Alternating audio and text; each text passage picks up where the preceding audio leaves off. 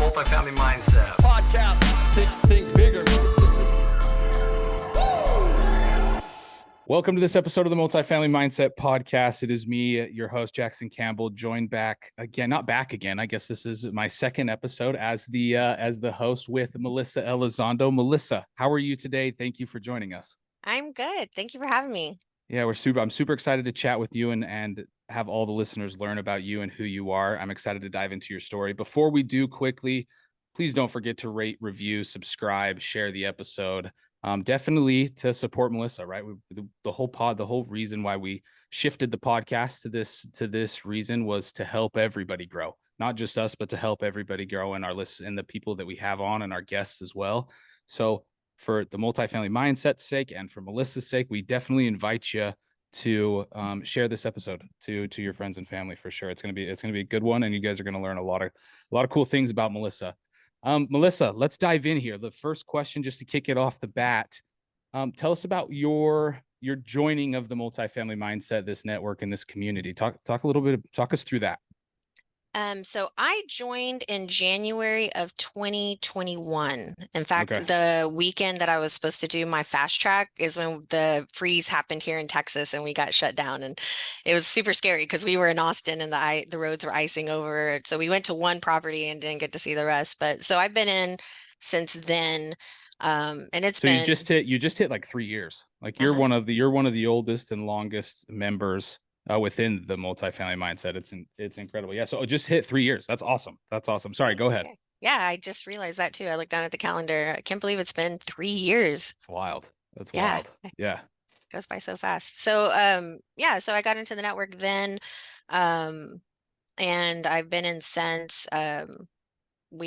It took us a year and a month to do our first deal, which was longer than I thought it was going to be, to be honest. I really had it in my mind I was going to do at least one deal 6 months in, and that didn't happen. But a year and a month, really, in the scheme of things, was not long at all. And that after that first one came, 6 more came right behind it in the same year. So it domino effect for sure, Yeah, right? yeah. I hear Tyler has referred to this. A bunch of people have referred to it as the law of the first deal, right? You get your first deal done, and then it continues to steamroll, and you're able to do so much more, and your belief enhances so much after that first deal as well. Awesome. I want to come back to that first deal. We'll definitely come back to that first deal and chat about those for sure. Since you've been within the Multifamily Mindset, how has that been, not just for your career, but for your life? You and I were talking about this off camera. I think it's so important to have a network like this because we don't just talk about multifamily real estate with our family and our friends around the dinner table normally, not unless you're doing I'm single, but my kids don't want to hear about it, Sure, and my sure. family doesn't want to hear about it. And so when you're really excited about something or something is predominantly in your life, like underwriting so many deals a night, people just don't understand what's going on or what goes into it. And when you have the ability to have a network around you that you can ask questions to, people who've done it before you can talk about the problems that they've had, so you also don't have those problems. Like, it's just so valuable to do that. But the biggest thing for me and for my family, because one of the things I got to take away from my weekend with Tyler the first time was just this mindset shift of, it's not that I can't, it's how can I? And so being able to dream about a future, and we can get into my past here in a minute if you want, but being able to dream about a future that I didn't even think was possible at that point in my life just was amazing for me. But then I was able to take that home to my children and say, hey, and I had a daughter who was struggling with anxiety and depression, suicidal stuff for 7 years. We never thought about a future for her. She wouldn't think about a future for her. And when I was able to come home and say, hey, money off the table, what do you want to do with your life? Like, what would be a dream of yours? And to have her sit and think and dream of a life that she wanted for herself, which was she wanted to do effects makeup. And I was like, well, we don't need to be super rich to do that. Like, and so I literally enrolled her into cosmetology school right after that. Like, I was so glad that she dreamt of that for a little while. And then after that, the next year, the first year of peak, I took her to Vegas with me and I let her meet Tyler, and she got to kind of sit in those conferences and experience what a room of people who are like-minded and motivated and wanting to just do so much more with their life. And she got to sit in that room and experience that. So, I'm happy to say she's still with us today. And I'm a mom of a 4-year-old and or 4-month-old. And I'm just, I'm grateful for that forever and ever. So that's how it It's, changed my life. it's so amazing, the amazing people that are within this network, and that answer. Like we just got done talking about how you did your first deal and then you did 6 deals after that. Like, I think the typical answer would be, oh, since I joined Multifamily Mindset, I've acquired so much real estate and I've done so, and I'm so wealthy now because I joined it. But that wasn't your answer. And I think that shows a lot of, I think that shows a lot to the true core of what multifamily mindset is. It's that mindset shift that you have to Yeah. make. That does it benefit your real estate career for sure, but it's going to benefit every other aspect of your life as well. So thank you for sharing Yeah. that. And I I think would that's tell so you cool. that the biggest thing I learned during this journey was it's not about the money. Just like you said, it's not about the money. It's about what this life can get you. Like Yeah. what can I do with this? What kind of time can I have back?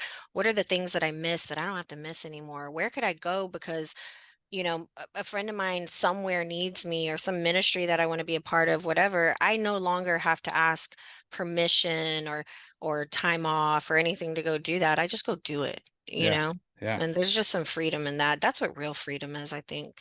I would agree with you. I would agree with you a ton for sure. So Melissa, so you joined Multifamily Mindset. You've had this big mindset shift that's blessed your life. That's amazing. You've done all that amazing work to be able to have that true change in your life. So definitely want to give you the accolades there, right? It's like, yeah, you came into an amazing community with amazing people, but you made the shifts, you made the changes. So I want to give you the praises there that you deserve as well. It's been quite awesome to see, because I know your story a little bit, right? We've chatted about it. So where are you at now when it comes to real estate? How much real estate is it that you do hold? Or Seven. you and your company. Sorry, if you Yeah, want to me and my introduce your company. company as well, Yeah. please. So, and this all started before Multifamily Mindset. My partner and I, Casey, he's out of California. We were flipping houses together. So Mhm. I'd been in real estate for a long time, and then we started flipping houses together, and we weren't able to grow those numbers as fast as we wanted to. And one day he was like, "Hey, we need to do syndications with apartments." And so we had started researching and reading books and stuff a year before we ever got an advertisement for Multifamily Mindset. And now we own 7 apartment complexes. Real quick, in that Okay. first year, you and your partner Casey just studying it, were you guys able to acquire any No, apartments? nothing. No. Okay. No. Okay. And I felt like until I got in that room for that 3-day weekend, Mm. it didn't click.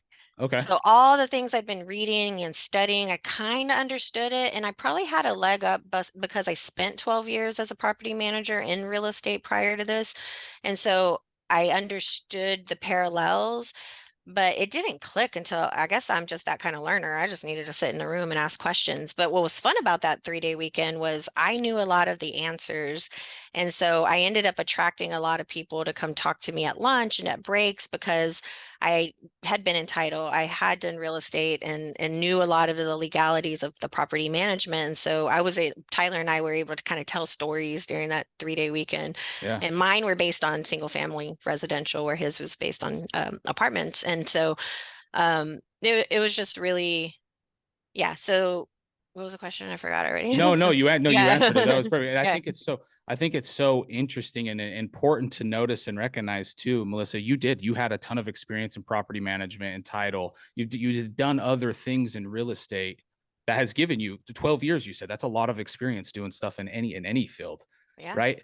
But you even admitted to it still didn't quite click until you were able to sit in a room of like-minded individuals and really learn it. And Yes. I think that's super important to understand as well, because I think anybody spends 12 years in a certain industry, they're going to think they know everything about it, right? Real estate, Ever. it is a huge industry and there's so many different avenues to real estate, but I listen to people that have been in the real estate industry for 12 years, right? It may just be single family, it may just be residential stuff, but it's almost like they can't even open to other possibilities of other things that are there, right? So then again, Yeah. And I get I just didn't know that. Yeah. I didn't know apartments were a thing.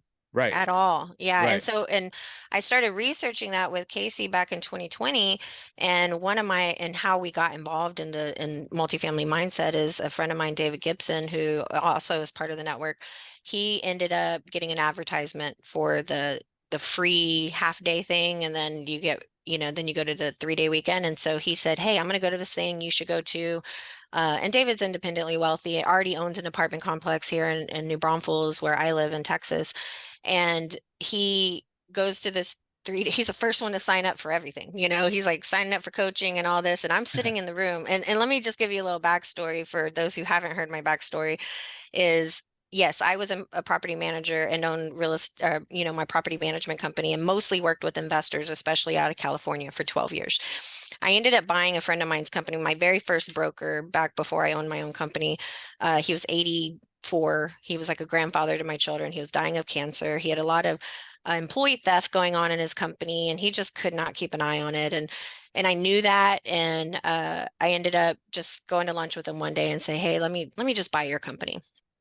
And I did it with no plan, no idea what I was doing. I bought it with my heart and just overpaid. He did end up passing away from cancer, and that company sunk me in the first year because they didn't have all the security deposits. They owed their vendors. Like there was just a bunch of stuff. I could not dig us out of it fast enough, even as much as I sold in real estate. So I ended up selling the company to another property management company. I went into title for a year, and then I started doing consulting and helping real estate agents open brokerages.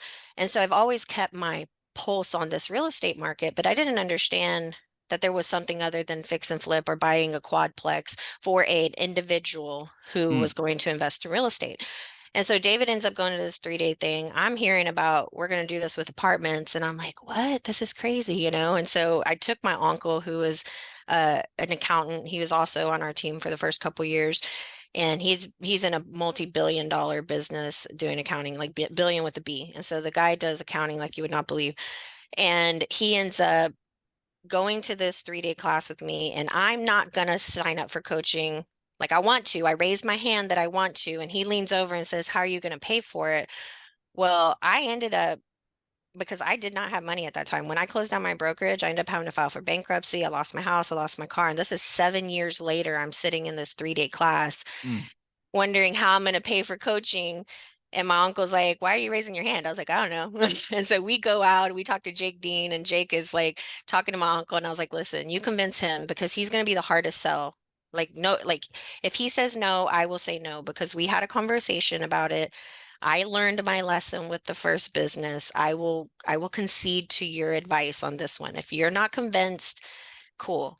I'm good, Yeah. Yeah. Though I jokingly lean over to David and say, hey, can I borrow some money for coaching? And he's like, you need it? And I was like, okay, that's funny. But let me tell you what made my uncle sign up. So we were the very last ones. We talked to Jake all 3 days, several times a day. He kept going out there asking him questions. I didn't go with him. I let him ask whatever he was going to ask. David on the second day says, hey, uncle, sorry, I don't know you, but I've known Melissa her entire career. I've seen her fall. I've seen her pick herself back up and rebuild her life. He said, if you need the money, I will give it to you, and you could just pay me back on your first deal. And I was like, oh, that's really sweet. And thank you. I would never do that. But I'm like, Yeah. I'm crying when I'm leaving. Like, this is so cool to have somebody believe in you. My uncle, when we left, he said, do you realize what he just said about you? I was like, yeah. And I'm trying not to cry. Can we leave? And Yeah. Yeah. so that was the reason my uncle paid for the coaching, was because David believed in me and Yeah. had seen me fall, get back up and do this again. So I'm sitting in this 3-day class realizing I'm excited. There's this excitement in me. I know this is the opportunity to rebuild my life for real, and still be in real estate, which I love. I've always loved opportunities. And so that clicked for me. Like, yes, this is what I want to do. And I want to bring people along, LPs and everything, Yeah. GPs, of course, too. But I also want to say this business is possible, just like Tyler does. Yeah. That's exactly what I want to do, is just encourage people like, this is possible. You can do this. Yeah. So thank you for sharing that. I think that alone is very inspirational. And I think a lot of people find themselves in situations similar to yours, Melissa. All of a sudden, what they thought they were doing, following their heart, You know what I mean? Making their lives passion, also their lives work. They may make some mistakes along the way when that happens, right? They may so they may have to file bankruptcy, like you talked about, like that does happen But then until you have a network like this that has until you find yourself in a situation yeah, where all of those things happened for you to yeah, be in that situation that you're in right now, not for you, right? yeah. They happened for you, For you, not to not you, to right? you. So it's an incredible thing to hear. So Melissa, you 7 years after you filed bankruptcy, I don't want to assume things, but it sounds like you were still struggling I was financially, rebuilding my life. Yeah, I was living getting paycheck ready to to paycheck. Hmm. getting ready to go into the workshop. Couldn't afford to even sign up for mentorship, had to have somebody else help you there. Hmm. But now we've talked about how you've closed 7 deals. Yeah. So let's walk through that. Let's walk through your first deal from bankruptcy essentially Yeah. to being able to close on your first multifamily deal. Let's chat about that Yeah. first deal. Yeah. How did that work, and how did you get in as someone who's struggling living paycheck to paycheck? Literally, yeah, right. You would think I should not have a seat at the table, that's for sure. So, one, Casey and I had already met this other team back when we were doing our research in 2020. And so they had a deal in Savannah, Georgia. So Casey invested in that, and we got to kind of learn as LPs at their coattails. And so, fast forward, we're in this multifamily mindset course. We're 6 months in. I'm super frustrated because I feel like we're underwriting a gazillion deals a week and we're sending LOIs, we're not getting any traction.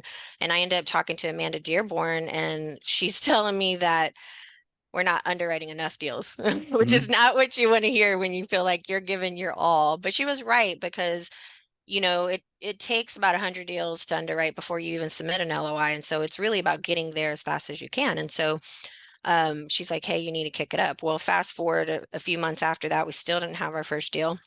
And I did not want a capital raise. Let me just tell you, coming from a background of filing bankruptcy, losing my first company Mm, and everything I owned, my car, my house, like selling every piece of furniture to even come up with the money for a deposit on an apartment 7 years before, I had a limiting mindset. There was no way I was going to ask people for money knowing that I failed before.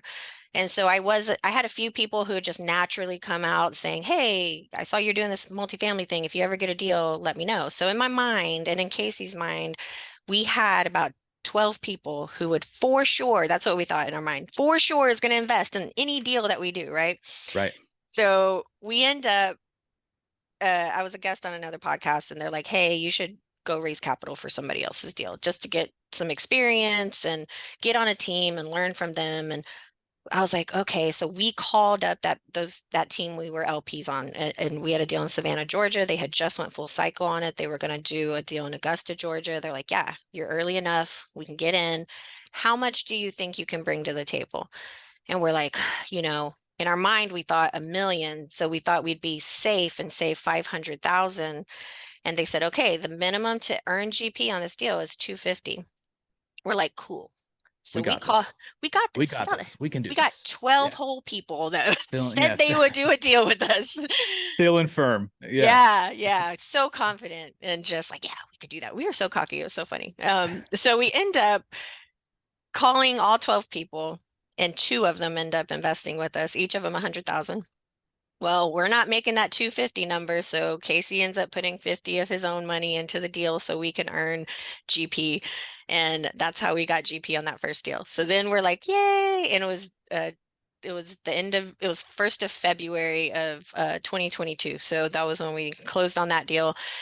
And I put it on Facebook, and all of a sudden, people came out of the woodworks. Apparently, they'd been watching our journey on social media as we underwrote, because I would always tell the story of like underwriting these properties. I'm going to tour this property in Dallas, or I just shared what we were doing all the time.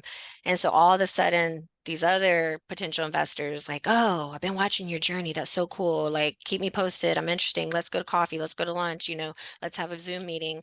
And so all of a sudden, I built up all these extra people into our network of potential investors.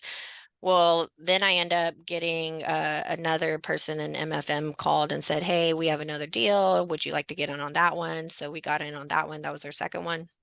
And then Peak came around, the first year of Peak, and another our lender connected us with somebody, and so we had a deal in Houston, and it was for accredited. And so I think you called me actually and said, "Hey, would you like to pitch at Peak? Mhm. But you have to have an accredited deal." And I was like, "I got one." And so we pitched, and we raised. It was crazy because the main sponsors like, okay, let's set up a webinar for Monday when we get back from Peak. So we got all these people signed up. We had 28 people said that they were interested in the deal from being on stage. And so we had a webinar that Monday. And on the webinar, the sponsor's saying, by the way, the deadline is Friday. And I was like, oh my gosh, and it was a short week. And so I was like, I have 3 days to raise $1 million. Like, and that, let me talk about like your feet to the fire at that point. I have Yeah. never been busier in my life. I just started calling all 28 of those people, having conversations, answering questions, getting them wire instructions, and just, it was crazy. I've Sure. never done one so fast. And Yeah. so we ended up getting that one done. And then fast forward at a conference, another team told us about a deal they had in Georgia. Of course, we like Georgia, so we got on that deal with them. And after that, we had repeat investors, and it was easy to just say, hey, here's this deal we're getting in on. You interested? And so we brought That's about awesome. $1 million to every deal we did after that. But That's awesome. for full transparency, we hadn't done our first GP as the main team still. We Still. still underwrite 10 to 12 deals a week, but obviously Mhm. the market's changed, and we know that. And so we're seeing some numbers come closer to reality as we shift back into a buyer's market. And of course, on these deals, half of our deals we had bridge loans on, and half of them are they have great depreciation, but they're not on cash flow yet. And then half of them are cash flowing. And so it's really like 50-50 out there. And Yeah. every deal is different. Every lender is different. Every property manager is Absolutely. different. And there is just something to Absolutely. learn on every single deal. So Absolutely. I don't regret the underwriting, because we've learned so much. It's so much easier to underwrite now. I don't regret capital raising. I thought that was a No way. beautiful thing to do, even though Yeah. I had to overcome my own fears. Millionaires asking me what I like about a deal when I just filed for bankruptcy 7 years ago. It made no sense to me, but they never asked me How where did I you get went. over that? How did you get over that? I think the conversations were easy. They were Yeah. asking me, what do you like about the deal?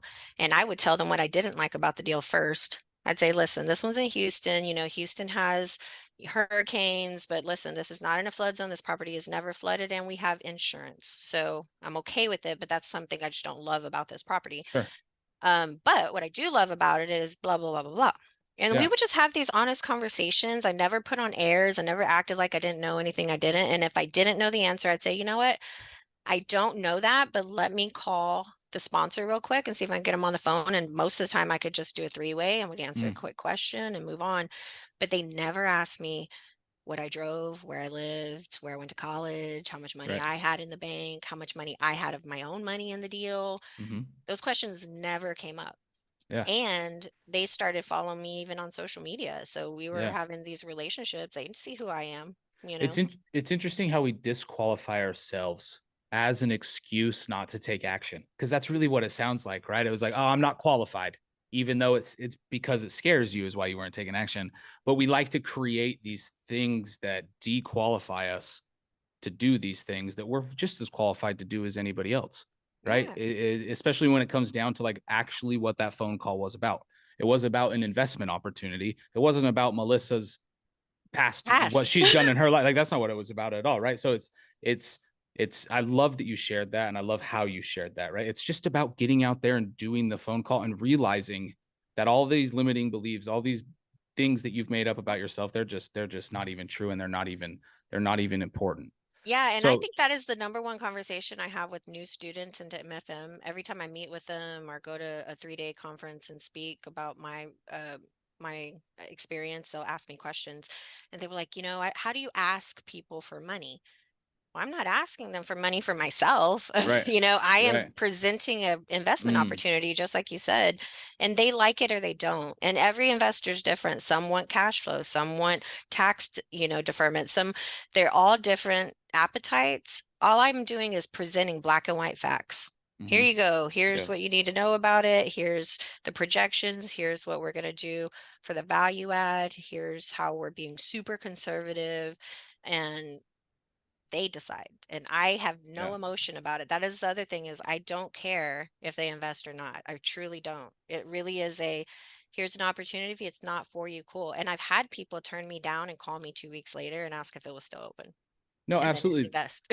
Right. And it's because it's that transparency thing. Like you're offering them something that's real and tangible. And if it doesn't work for them, then they shouldn't do it. And if it does Totally. work for them, how can we make it happen so that so it's in line with your goals and what it is that you're trying to do? So I kind of want to back up here just a little bit, Melissa.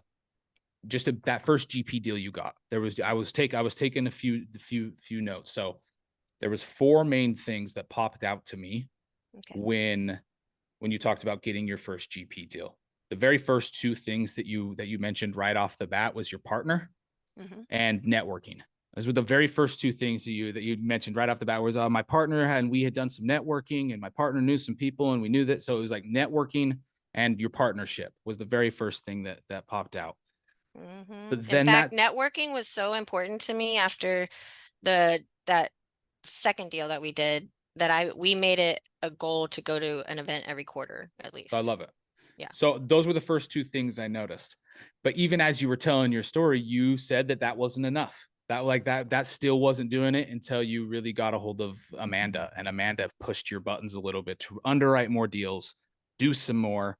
And then if I know anything about Amanda, shout out Amanda Dearborn, I guarantee she held you accountable. I Oh guarantee yeah. she followed up. She followed up and made sure that there was something there. So that was the third thing that I wrote, was accountability. So Mm-hmm. partnership, networking, accountability. And then the fourth thing that you kind of slid in there that I definitely want to highlight, that I think was probably the fourth and maybe even the biggest thing, was those past LP opportunities that you did take.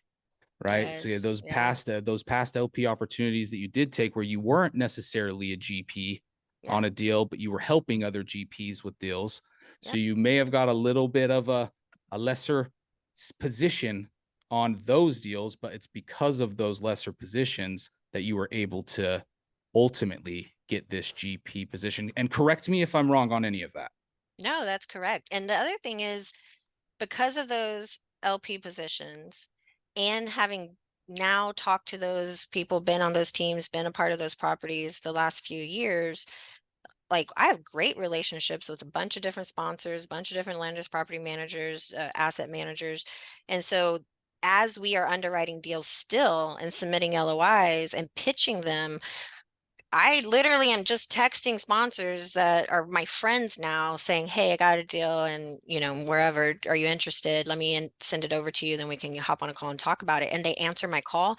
They Mhm. they do not, it's a completely different conversation than when we were new. When we were new, those first conversations with sponsors were just like, I remember one of them telling us like we weren't being conservative enough in our underwriting. And it's kind of like, oh, okay. And you take that feedback at first, like, oh, I don't know what I'm talking about. But now we're having very confident conversations because we know what they want. We know how to answer their questions. And that just comes with time and being on these deals. So I would say, even if you're only going to be an LP and kind of sit back and get an opportunity to attend these meetings and kind of learn about the property without the anxiety of having to perform yourself, which is a Right. team needs to do, Totally. you Totally. you have this ease of like just learning and hearing Yeah. stories and saying, oh, interesting. So when I get my deal, I'm not going to do that, No, absolutely. There is I love that you brought that up. I love that you highlighted that. There's almost like a sense of calmness when you're going through the deal as an LP, because there's no risk. There's zero risk for you at that point, right? There's zero risk for you. So you're going through to really learn and to observe and to watch. And that, how valuable has that been? That has been Those amazing. opportunities, especially out the gate.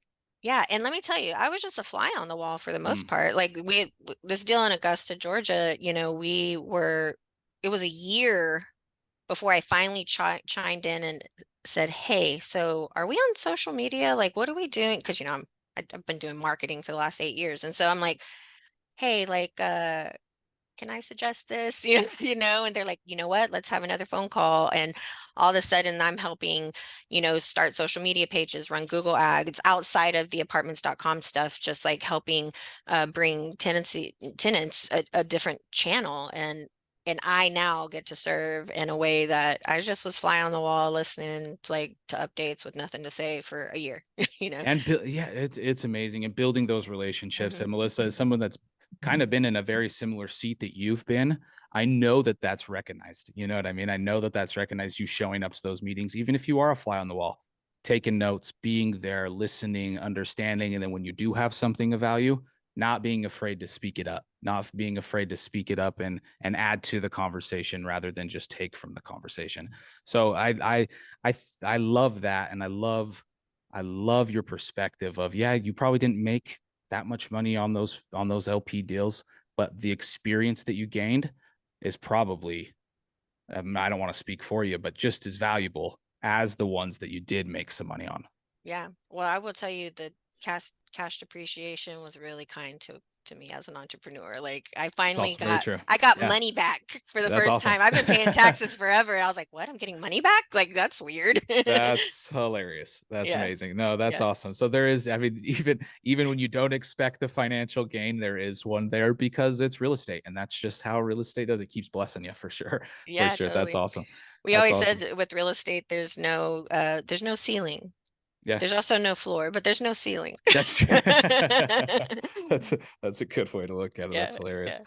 Well, Melissa, as we wrap up this episode, I just want to thank you for taking the time, sharing your story. And it's so motivating, and it's so good to hear that even when you have a ton of experience in real estate and you're still a little bit lost and you do fall on your face, that you can pick yourself back up, switch your mindset, and be able to create an incredible portfolio. I don't think we ever said this portfolio entirely. So now, us knowing everything about you, Melissa, what is your portfolio with One Vision Capital currently? 7 properties, 101 million. And nearly 1,000 doors. Yes, 974 doors. That's incredible. And that's all done within the past 3 years, 2.5 years. All of it was done in 2022. Okay, We didn't do a deal in 2023 as the market shifted. We still underwrote deals, but sure. we haven't done a deal in a year, but listen, I'm still busy. I'm Oh no, still on those calls, right? Yeah. Yeah. managing those deals from 2022, I bet they're profitable deals. You know what I mean? And I bet they Yeah. take a lot of time for you to manage and stuff too. So it's no, this is incredible, Yeah. especially what the market is right now and how you guys are managing and doing so great with your portfolio. It's so amazing. Melissa, if there was anything that you like, any pointers or anything that you would like to give entrepreneurs in general through the experience that you've been from your life's experience, what would it be? I think it's because I had to overcome my limiting beliefs with money. One of the key things that really played a role in this was one sponsor in passing said, "Hey, have any of y'all ever read the book The Energy of Money by Maria Nemeth? It's a psychologist." And I was like, and everybody said no, but I took a note, I bought it, and that book was life-changing for me because it worked through all these limiting beliefs from childhood and just how you grow up with money and kind of your beliefs around money.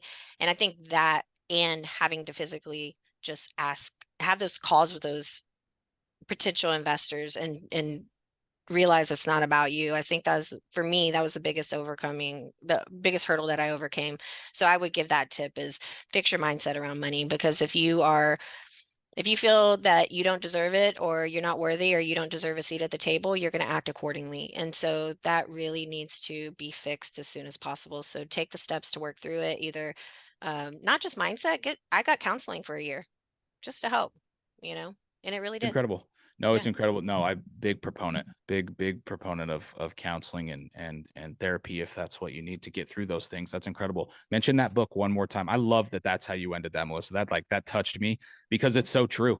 It's so true. There's that inner work. Dallas has been talking about it a bunch Since lately. day one. It's Yeah. that inner work. You got to take care of that. Once you can take care of that inner work, all these other things start to stack Yeah. on top of themselves the way they're supposed to. Yeah. And a little bit. And so what was the name of that book? Tell us one more The- time. It's The Energy of Money by Maria Nemeth. and she's a psychologist, and she opens the book by talking about how there was scams going on where people had invested in these Ponzi schemes. Mhm. And as a psychologist, she did it, and she couldn't believe she did it and fell for it as a psychologist. And Wow. she realized she did it because she had a limiting belief around money.